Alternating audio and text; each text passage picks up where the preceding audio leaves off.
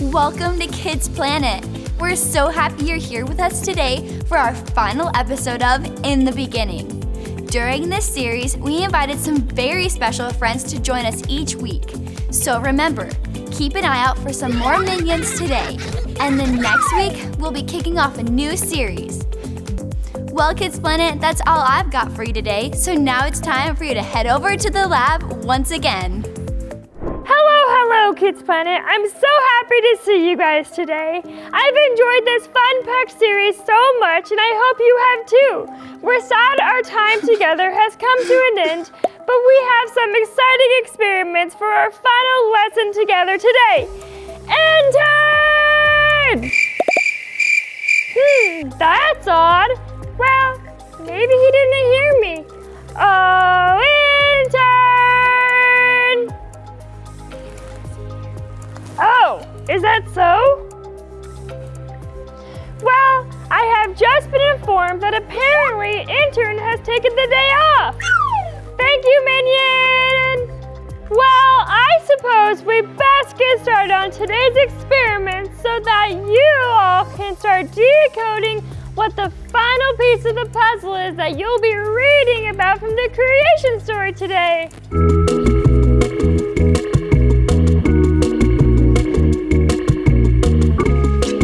All right, kids, I need you to think back to when we talked about birds flying last week. Do you remember what I said it was that keeps us from being able to fly? Minion, can you bring out that sign for us now, please? Gravity, and we're going to talk a little bit more about gravity right now. We're going to look at what happens with these paper clips when they get close to the magnets up here. But first, we need to ask, what happens if I hold this paper clip and drop it? It will fall onto the counter, right? Gravity is what is keeping you, me, and this paper clip right here where we are on Earth. Gravity is why when you jump on a trampoline, even when you can jump super high, you'll still eventually come back down. But today, we're going to take a look at something that can be stronger than the force of gravity and can actually keep up a paperclip floating in the air. You see, up here I have placed 3 magnets. We've all seen magnets before, right? But do you really know how magnets work? Intern! Oh, that's right, of course. Bible Bob? Is that you already?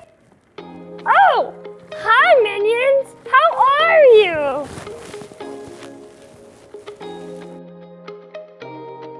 Game time? Is this magnetic? Oh, so you've got a game for us to play. And we'll guess whether or not what you hold up is magnetic. Sounds like fun. Let's begin. Aluminum foil.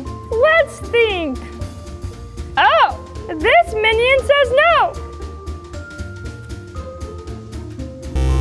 Not magnetic. Okay, interesting. Now we have some gold jewelry. What do you think, kids? Okay, Minions, what's the answer? Not magnetic. Excellent example, Minion. You kids should all know this one.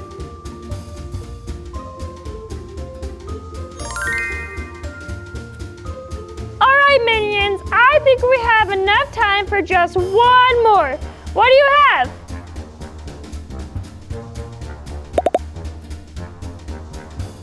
You know what, Minion? I don't know that we can say for sure on this, but I suppose we have to go with a probably not. It's a rather complex question, you see, because Tony Stark would have had to make a my sign to let you all head over to read more of the creation story now with Bible Bob. Hello there, Kids Planet. I hope you're all ready to continue on in our story. Remember last week, we left off just partway through reading about what God was creating on day 6. So today, that's exactly what we'll be discovering. What else happened on day 6? Let's pick back up in Genesis chapter 1.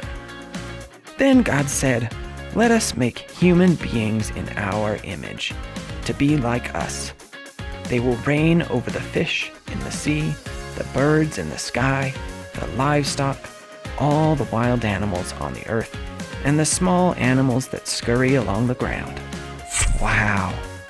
It sounds like God already had some pretty big plans for us, even way back in the beginning. So, God created human beings in His own image. In the image of God, He created them. Male and female, He created them.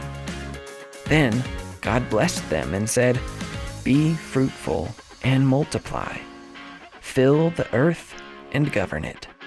Reign over the fish in the sea, the birds in the sky, and all the animals that scurry along the ground." God was ready to show us all the hard work He had done in those 6 days of creation. He was excited to give us the job of watching over earth, His magnificent creation. Then God said, "Look, I have given you every seed-bearing plant throughout the earth and all the fruit trees for your food. And I have given every green plant as food for all the wild animals, the birds in the sky, and the small animals that scurry along the ground. Everything that has life." And that is what happened. I know some of you will know this next verse coming up. Then God looked over all He had made, and He saw that it was very good. And evening passed, and morning came, marking the 6th day. And what a full 6 days those were. God is such a wonderful and powerful creator. Can you believe that He wanted to make us? We've got some friends ready to talk more about just that, so let's check out where Hannah and Vince are today. Thanks, Bible Bob. Vince and I are so excited to talk about this last creation from God on day 6. Us! Last week, we told you guys that we're saving an important topic, and this really is such an important part of the creation story because God created us for a life with Him. Exactly. Today we decided to spend some time out here, taking in some beautiful God-made nature, because this is exactly what we've been talking about for the past 3 weeks. First, we looked at how God was always here, even in the beginning. And the first day, God made light. God knew that light would be powerful and that it would be important. We know that's true today because the sun is an important part of our lives here on earth and to the beautiful God-made nature all around us. And then we read about how God created plants, all the beautiful plants that grow around us, and the stars and the moon. And we've talked about how God designed everything to work together. The sun helps all the plants, the sun helps us, and the sun lights up the moon in the sky for us to see at night. We need the plants for nice, clean air to breathe, and both animals and us need plants to eat. Speaking of animals, that's exactly what God created on day 5. Birds to fly high up in the sky, underwater creatures like fish with gills to help them breathe right in the water, and plenty more animals to walk across the earth. Animals like our pets at home. And of course, some animals that weren't meant to be pets. You got that right. I still can't believe that some people have birds for their pets. Anyways, we've learned all about these amazing things that God has created, and we know that only God could create such wonderful creatures. So, then I think some of you might be wondering, so what's so exciting about God making humans? And that would be an excellent question. To find the answer, we should actually look back at the verse that Bible Bob read just a moment ago. Genesis 1:27 starts off saying, "So God created human beings in His own image." We're the only ones God created in His own image. Even way back in the beginning, God wanted us to be like Him. You see, God created us for a life with Him. And that's why today we started off talking about magnets with Professor Hannah Stein. Magnets are connected with one another. They belong together. And that's what we're meant to be like with God. God should be a part of us, a part of our lives. We were created to be here on earth, living out the job that God has given us, to help everyone know Him. Isn't that such an amazing job for us to have? We get to know God, the amazing creator of all the incredible things that surround us here on earth. And we get to be best friends with Him. He wants to know us. He wants us to know Him. Remember, Kids Planet, it's always okay to ask questions. You can ask questions about God if you have those, but you can also ask God questions Himself. God loves when we talk to Him, and He loves when we want to learn about Him. Yes, just like the magnets we've been learning about, God wants us to connect with Him. Sorry, excuse me, friends. I've just found out that the intern merely had a dentist appointment this morning, and so he is actually here with me now, and he has one last little lesson for the kids before we wrap things up today. All right, take it away, Professor. Greetings once again, Kids Planet. Intern actually planned out a special lesson to teach you all about magnets. So, without further ado, this is Intern's Super Short Science Session. Super short science with an intern. Actually, my name is Jimmy. Super short science with Jimmy. So, what is a magnet? I'm so glad you asked. Magnets come from rocks or pieces of metal that can pull other types of metal towards itself. It's a force called magnetism. And depending on the strength of the magnetism, most magnets don't even need to touch a magnetic object in order to pull it. So now we know that magnetism is, but how does it work? Well, magnetism happens when tiny particles called electrons behave in a certain way. All objects in the universe are made up of a unit called atoms. And atoms are made up of electrons. Right. Well, thank you very much, intern, for that super short science session. Super short science with Jimmy. I think we all had a lot of fun today. Professor? Would you happen to have a moment for us to ask you about magnets? We think we might have figured out what's been causing all the issues with the... Yes, pardon me. I just need to say goodbye to our friends here, and then I'd be more than happy to assist you. All right, Kids Planet, that's all we got for you today. I hope to see you guys real soon. Wait, did you see that? Was that Miss Wonder? And Mr. Curiosity? Weird. I wonder if we'll see them again soon. Well, what I know we'll be seeing soon is our series starting up next week, Dig In. I'm so excited for this one.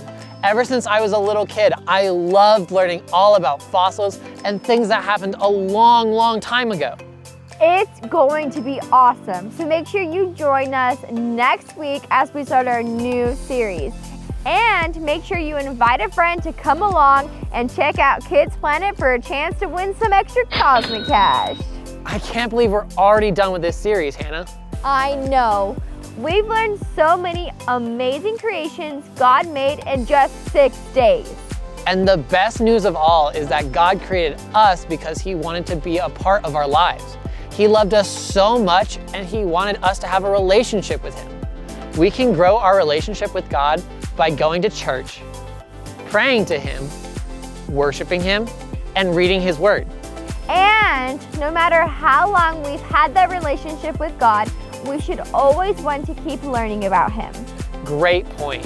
There really is always something more that we can learn about God. After all, the Bible is a pretty big book. It really is.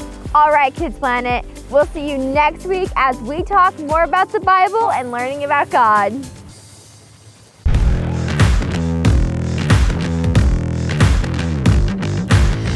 Super short science with an intern.